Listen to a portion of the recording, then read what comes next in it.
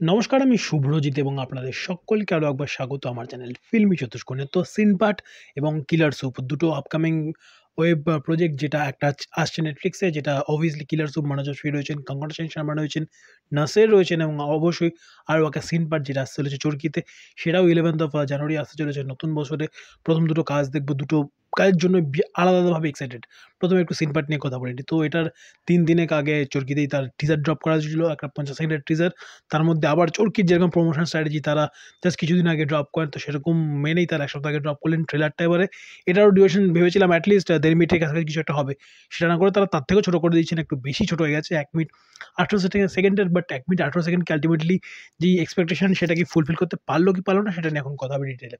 তো এই যে মেকার এনার এর আগের কাজ আমি অবভিয়াসলি শাটি কাপ দেখেছিলাম, সেটার ডিটেলের রিভিউ আমার চ্যানেলে রয়েছে, গিয়ে আপনারা চেক আউট করতে পারেন।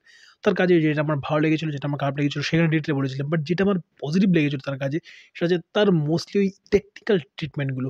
তিনি হ্যান্ডহেল্ড মোস্টলি শটগুলোকে হ্যান্ডহেল্ড যেভাবে নেওয়া, যেভাবে ক্যারেক্টারগুলোকে ফলো করে যাচ্ছে, মানে রাস্তার পর রাস্তা ফলো করে এগোতেই থাকছে এবং লাস্টে একটা অ্যাকশন সিন যেভাবে ডিজাইন করা ছিল, বিশাল বড় একটা ওয়াইড অ্যাঙ্গেল ওপর থেকে ধরা যায়, ওই সিনটা হেব্বি লেগেছিল আমার স্পেশালি। তো টেকনিক্যাল সেই জিনিসগুলো, সেই রকম অ্যাসপেক্ট থেকে এই কাজটাও দেখছি। মোস্টলি হ্যান্ডহেল্ড শট দেখছি, ট্রেনের মধ্যে একটা জায়গা থেকে ধরা রয়েছে, এই দরজার দিক থেকে ক্যামেরাটাকে প্লেস করা রয়েছে, ওখানে হালকা একটু ডাউন হচ্ছে ক্যামেরাটা বোঝা যাচ্ছে, কিংবা যেখানে লাস্টের দিকে যখন পেসটা বাড়ে মিউজিকের সঙ্গে যখন কাটটা শুরু হয়, ওইখানে যেভাবে ক্যামেরাটা দৌড়াচ্ছে ফলো করতে করতে ওই জায়গাটা। কিংবা আরও একটা শট যেটা আমার একটু মানে একটু শেকি লাগলো শটটা, মানে শেকি ইন দ্য সেন্স মানে সাইকিতে শেকি হওয়ার মতো বিষয় ছিল। অনেকগুলো মাছ টাছ রয়েছে, ওর মধ্যে একটা মোবাইল কিলবিল কিলবিল করছে, ওই শটটা বিশাল মানে মাথার মধ্যে একটা অন্য ফিল দেওয়ার একটা শট ছিল।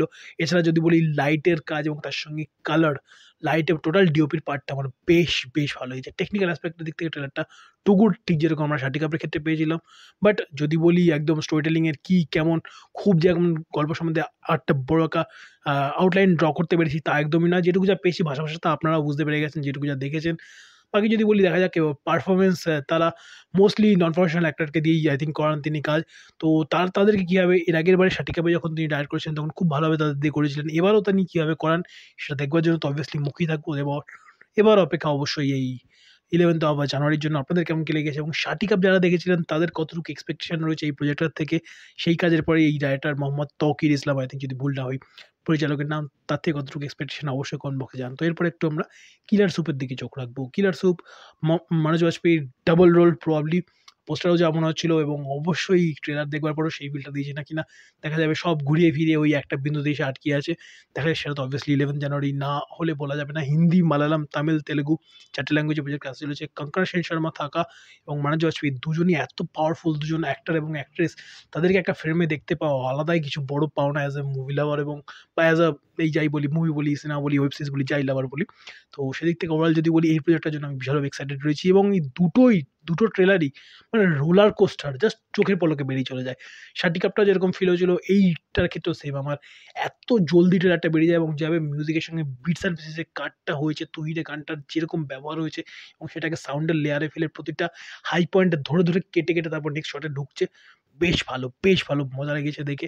আপনাদের কেমন কি লেগেছে দুটো ট্রেলারই অবশ্যই কমেন্ট বক্সে জানান এবং কোন প্রজেক্টটা নিয়ে বেশি এক্সাইটেড অবশ্যই কমেন্ট বক্সে জানাতে ভুলবেন না। ইন্ডিয়ার প্রজেক্টের বাজেট অনেক বেশি, সিনপাটে বাজেট কম রয়েছে, সেদিক থেকে আমি তুলনা কোনোভাবে করছি না।